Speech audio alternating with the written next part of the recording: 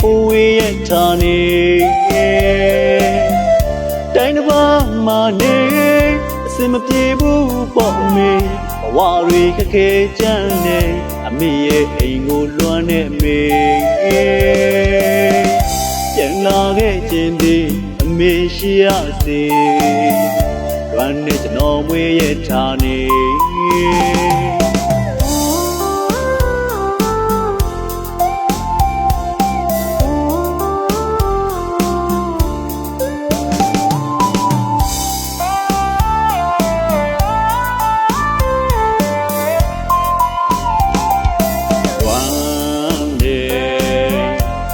ပြေဖို့ဝေးရဲ့ဌာနေတိုင်းတစ်ပါးမှာနေအစင်မပြေဘူးပေါ့အမေဘဝတွေခက်ခဲကြမ်းနေအမေရဲ့အိမ်ကိုလွှမ်းနေမေပြန်လာခဲ့ခြင်းသည်အမေရှိရစေလွှမ်းနေကျွန်တော်မွေးရဲ့ဌာနေကျွန်တော်ရဲ့စာတိငြိမ်ရတမင်ရွာကလေးစီမရောက်တာကြတော့လွှမ်းရပါသေးမိမရနိုင်မှုအတိတ်ကအချိန်ကလေးတွေငယ်စဉ်ငါတူစားခဲ့တဲ့တငယ်ချင်းများလဲအခုတော့တယောက်တနေစီရောက်နေငယ်စဉ်ငါချစ်ဖူးခဲ့တဲ့ငယ်ချစ်ဦးနဲ့တခြားရဲ့ဝင်မှာသူရောက်နေဝေကပဲဆူတောင်းလိုက်တဲ့ရွှေလက်တွေးလို့မြဲထားစေချစ်ရဲ့ပြောရမှာမနေတော်ရမနေရမယ်လို့ဆိုရစကားလည်းရှိတယ်စိတ်မပြေတဲ့ငါတို့ဘဝတွေနိုင်ငံရချဝေးမှနေလှုပ်လှုပ်ရတဲ့ရိုးသားကျိုးသားဝင်ရှာနေတိုင်းတစ်ပါးရောက်တဲ့သူပါလေခွင့်မသာလို့ပြန်ဝင်မရတာမေအချိန်နဲ့ပြေးရင်တော့လေပြန်ခဲ့မှာပေါ့မွေးရဲ့မြန်မာပြေ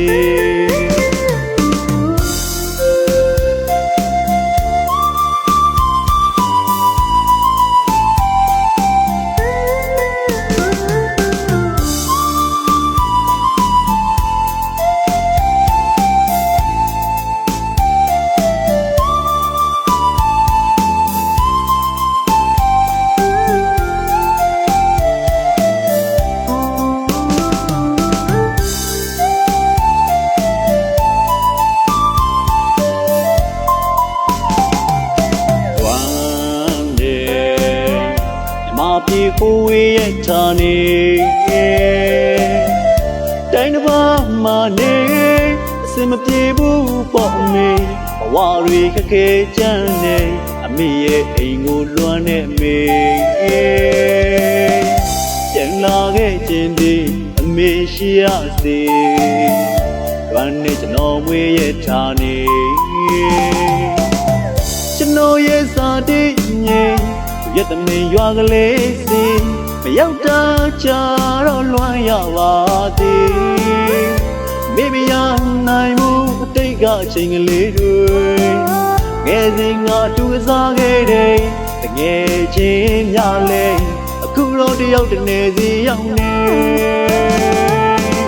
ငယ်စဉ်ငါချစ်ဖူးခဲ့တဲ့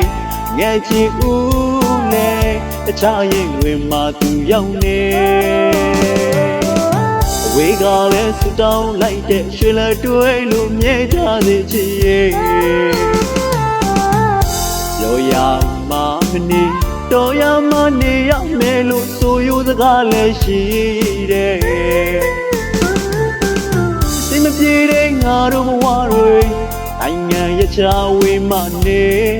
လှုပ်လှုပ်ရတဲ့ရိုးသားကျိုးသားဝင်ရှာနေတိုင်းတစ်ပါးရောက်တဲ့သူပါလေခွင့်မသာလို့ပြန်ဝင်မရတာမေအချိန်နဲ့ပြေးရင်တော့လေပြန်ခဲ့မှာပေါ့မွေးရဲ့မြန်မာပြေ